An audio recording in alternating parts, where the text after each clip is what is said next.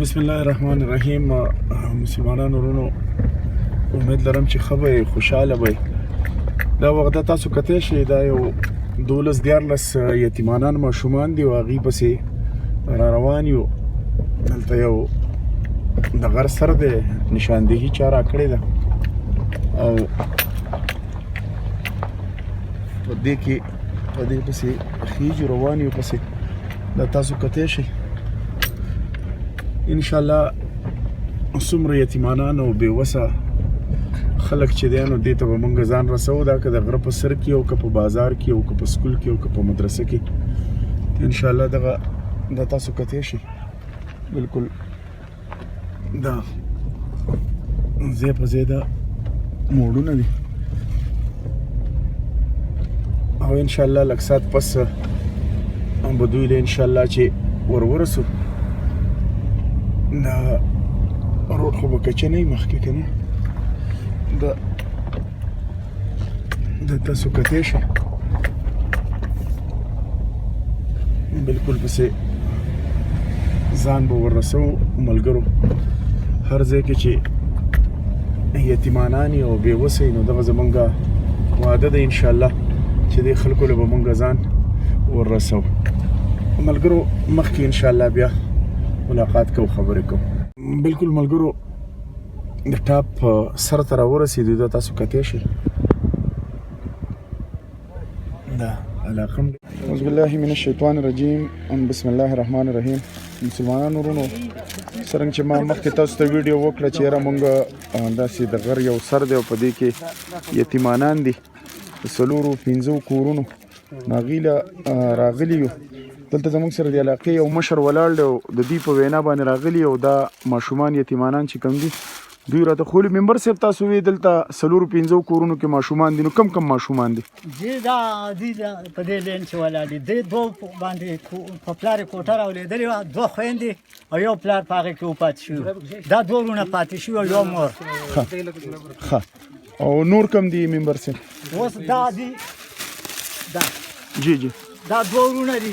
د دوی پلار د زړه بیمار و، هډ اټیک ورته شوی. دا دواړه دا هغه په هغې کې مړ و. دا وروڼه دي. ښه. او نور کم دي؟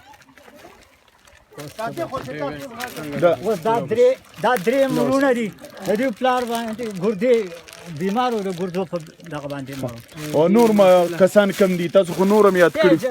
جی یو دا لږ دی، د دم پلار په اکسیډنټ کې مړ دی. ښه جي ښه. نه او نور کسان شته که دا دي صرف؟ دی دلته جنکۍ وسلي.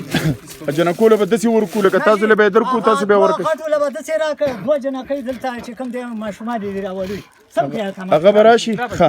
دا مسلمانانو ورونو دوی له د جمعې دپاره دغه سامان هم راوړی. دا ولې اوس ورکو او انشاءالله دغه نور ماشومان هم دوی راولي. دا یتیمانان دي. انشاءالله دوی له به د ګرمو کپړو هم بندوبست کوو.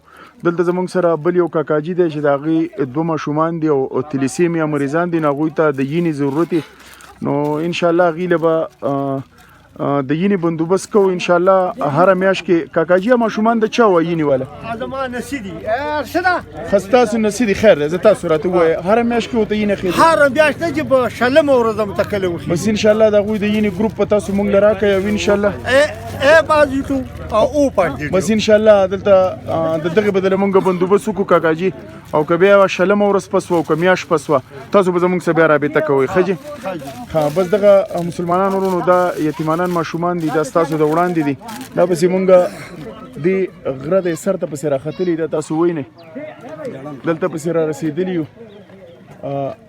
دا تاسو کتلی شئ. او دلته چې دا څومره یتیمانان ماشومان دي په دې کلي کې نور هم را روان دي. راځي به او دې ماشومانو له مونږ دا د جمعې دپاره مو له دا بلوزونه دي، بنینونه، جرابې، ورسره ټوپۍ چې کوم دي دا د ګل په شان ماشومان دي. دا تاسو وینئ دوی طارق به یې دغه ورته پوره کړه، نورو ته هم پوره کړه. دوی ټول بنینونه وشو بلوزونه. ښه ټیک دی. نصر به تر مخامخ کړه بلوز بل طرف یې. ښه بس دا ورته دغه که که نه دا دوی ته دغه که دغه ماشومان دوی له دې ورکړو. دا بنین دې ول ورکړو. د دم بنین وشو، د دوی هم وشو. هغوی هم شوي دي تا په د پاسه واغوستو ماشاءالله. ښه ټیک ده جي. د مسلمانانو ورونو دغه شان یتیمانان ماشومان که په هر ځای کې ستاسو په چارپیچل کې نو د هغوی سره تاسو کوشش کوئ چې تاسو مرسته کوئ د یتیمانانو او مونږ به کوشش کوو خپل انشاءالله څومره یتیمانان ماشومان یې مونږ به ورته اذان رسوو انشاءالله. دا ستاسو د وړاندې دي.